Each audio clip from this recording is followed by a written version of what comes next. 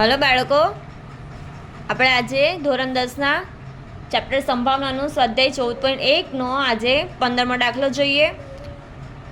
આપણે રકમ વાંચીએ. સૌપ્રથમ 5 ચોકટના પત્તા કયા કયા છે? દસો, ગુલામ, રાજા, રાણી અને એકો એ તમામના મુખ નીચે તરફ રાખીને સરખી રીતે ચીપેલા છે.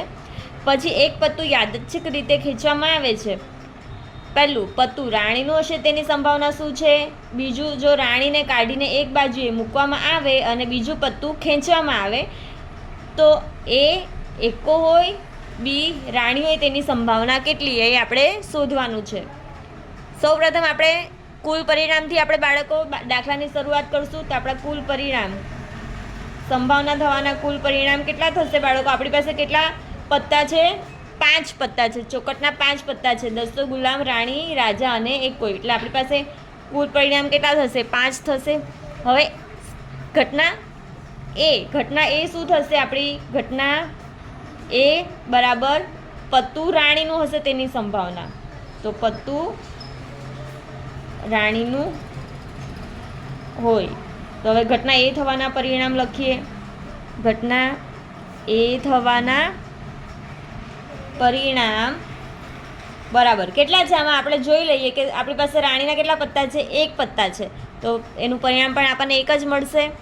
તો આપણે અહીંયા લખી દઈએ પી એ બરાબર ઘટના એ થવાના પરિણામ છેદમાં કુલ પરિણામ. ઘટના એ થવાના પરિણામ આપણને 1 મળ્યું અને કુલ પરિણામ કેટલા છે? 5. તો પી એ બરાબર શું થશે? 1/5. પડી સમજ બાળકો? હવે જો આપણને બીજામાં ટ્વિસ્ટ છે થોડો, કે જો રાણીને કાઢીને એક બાજુએ મૂકવામાં આવે, રાણીને કાઢી નાખવાનું છે અને પછી એની સંભાવના બે આપણે એ અને બી શોધવાની છે. તો રાણીને કાઢી નાખીએ તો આપણું કુલ પરિણામ બદલાઈ જશે. તો આપણું કુલ પરિણામ 5માંથી 1 જતું રહે, 5માંથી 1 બાદ કરીએ તો આપણું કુલ પરિણામ શું આવશે?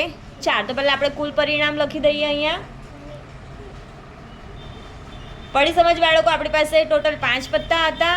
5માંથી 1 રાણીનું પત્તું કાઢી નાખવાનું છે એટલે આપણી પાસે હવે કેટલા રહેશે? 4. અને આપણે એમાંથી જ 2 સંભાવના શોધવાની છે. તો ઘટના આપણે એને બી જ કહીશું. તો ઘટના બી બરાબર પત્તું એકો હોય. શું હોય? એકો હોય. તો ઘટના બી થવાના પરિણામ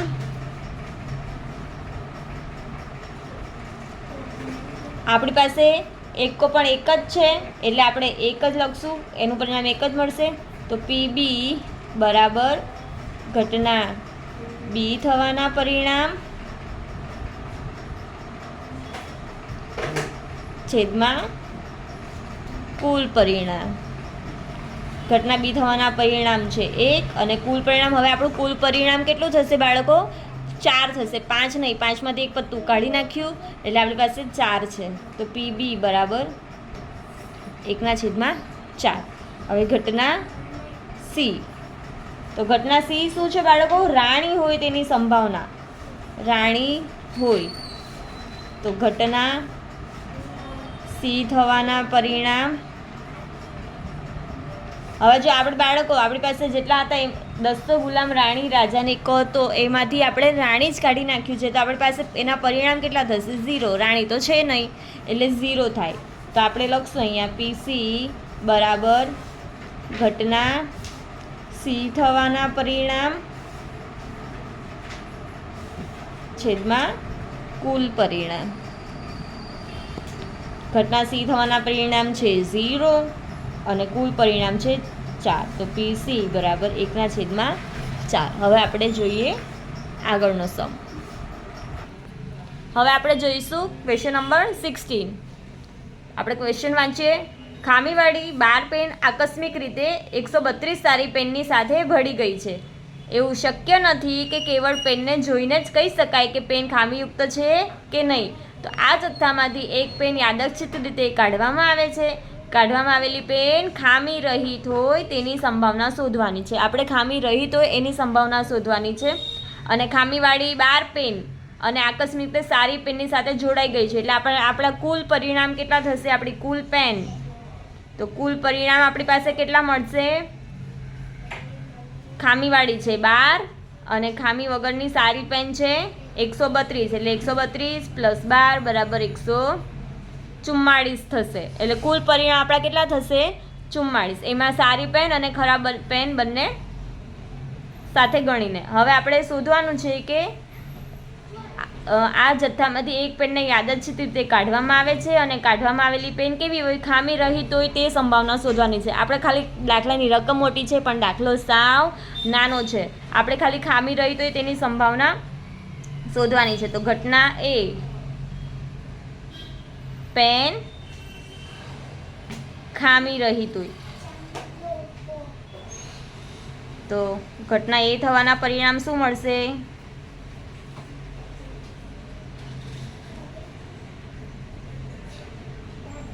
આપણને અહીંયા બે શબ્દ આપ્યા છે બાળકો, એક ખામીયુક્ત અને બીજું છે ખામી રહિત. તો ખામી રહિતનો મતલબ થાય ખામી રહિત એટલે સારું અને ખામીયુક્ત એટલે ખરાબ. આપણે આગળ પણ આવા દાખલા શીખશું એટલે આપણને ખબર હોવી જોઈએ આ શબ્દ કે ખામી રહિત એટલે સારી વસ્તુ કહેવાય અને ખામીયુક્ત એટલે ખરાબ વસ્તુ કહેવાય. તો ખામી રહિત એટલે સારી પેન હશે અને ખામીયુક્ત એટલે ખરાબ. એટલે આપણે ખામી રહિત એટલે સારી પેનની આપણે સંભાવના શોધવાની છે. તો સારી પેન આપણી પાસે કેટલી છે? 132. તો 132 થશે. આ શબ્દ થોડા કન્ફ્યુઝિંગ છે એટલે યાદ રાખજો કે ખામી રહિત એટલે સારી થાય અને ખામીયુક્ત એટલે ખરાબ થાય. તો આપણે અહીંયા લખી દઈશું PA બરાબર ઘટના એ થવાના પરિણામ છેદમાં કુલ પરિણામ.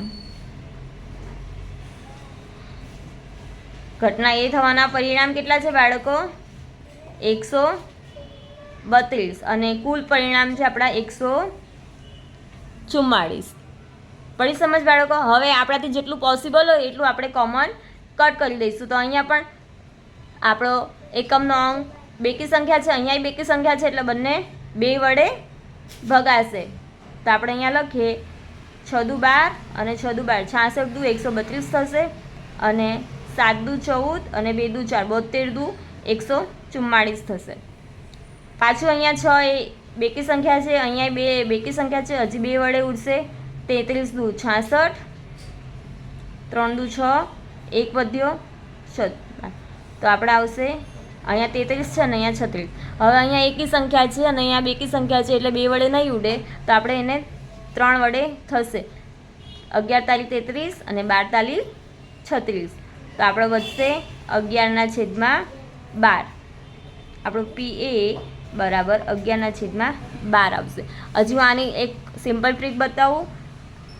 જેને કટ કરતા ન આવડતું હોય તો તે ભાગાકાર કરીને કરી શકે છે અને બીજા તેના અવયવો પાડી શકે છે આવી રીતે.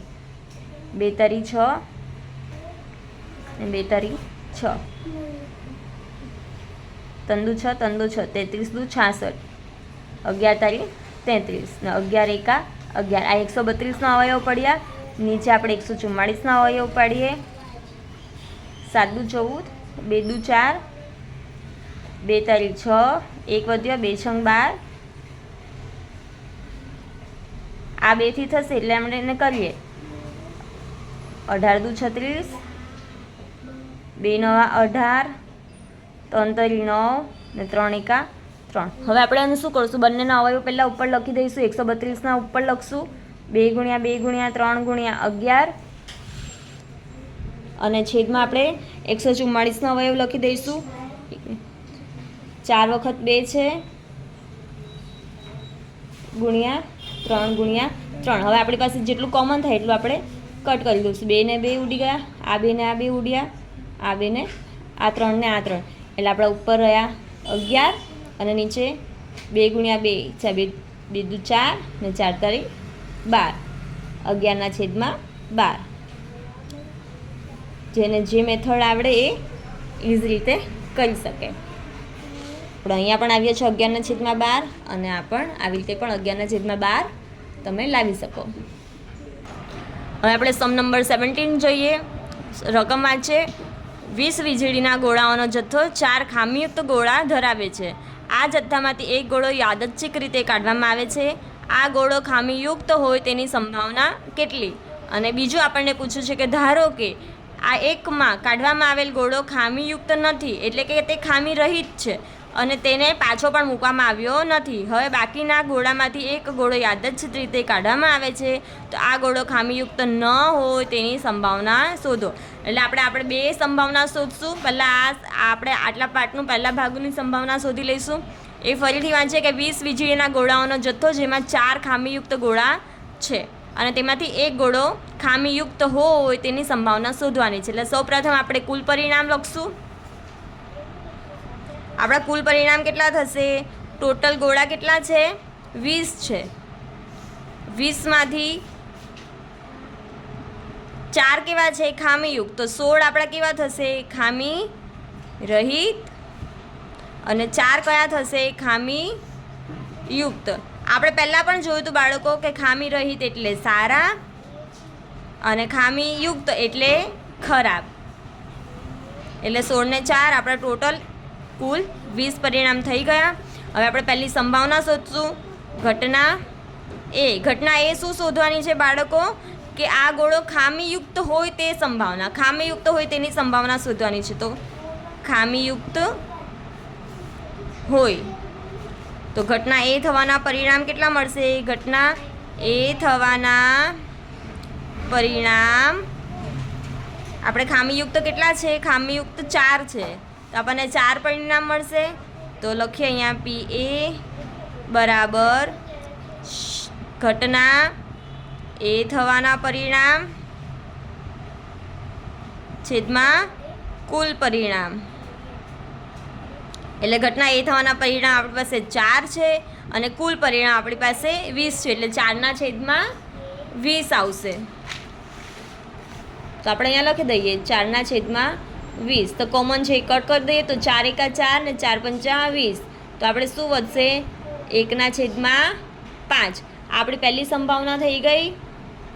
હવે આપણે બીજો બોક્સ વાંચીએ. આપણને શું કીધું છે બીજામાં થોડું ટ્વિસ્ટ છે. ધારો કે આ એકમાં કાઢવામાં આવેલ ગોળો ખામીયુક્ત નથી, એટલે કે કેવો હશે? તો એ ખામી રહિત હશે અને તેને પાછો પણ નથી મૂકવામાં. એટલે આપણે એમાંથી આપણી પાસે ટોટલ ખામી રહિત કેટલા થયા? ખામી રહિત આપણી પાસે 16 છે ખામી રહિત. તો 16માંથી એક બાદ કરી દઈશું એટલે આપણા કેટલા થઈ જશે? 15 થઈ જશે અને તેને પાછો પણ નથી મૂકવામાં આવ્યો, એટલે આપણી પાસે કુલ 20 છે. કુલ કેટલા ગોળા છે? 20. તો 20માંથી એક ઓછો થઈ જાય એટલે આમાં એક ઓછો થશે અને ખામી રહિતમાંથી પણ એક ઓછો થશે. એટલે આ 20ના 19 થઈ જશે અને 16ના કેટલા થઈ જશે બાળકો? 15, કારણ કે તેને મૂકવામાં નથી આવ્યો. તો આ ગોળો ખામીયુક્ત ન હોય તેની સંભાવના, એટલે ખામીયુક્ત ન હોય એટલે કે કેવો હોય? ખામી રહિત હોય. એટલે આપણે ખામી રહિતમાં જ ખામી રહિતની સંભાવના શોધવી પડશે. આપણે અહીંયા લખીએ. હવે આપણા પરિણામ પણ ચેન્જ થઈ ગયા. તો આપણે અહીંયા લખીએ ઘટના બી શું થશે બાળકો? આપણી ખામી યુક્ત ન હોય.